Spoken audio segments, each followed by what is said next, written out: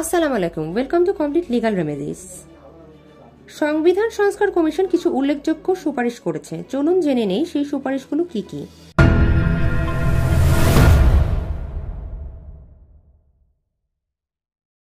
কোনো ব্যক্তি দুইবারের বেশি প্রধানমন্ত্রী হতে পারবেন না। কোনো দলের প্রধানমন্ত্রী হতে পারবেন না।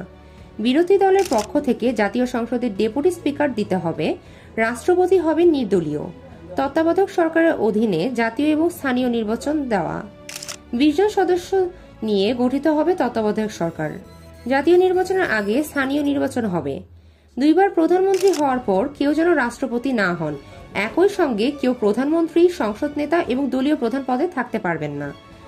সংসদের উচ্চকক্ষ হবে সংখ্যানুপাতিক ভিত্তিতে।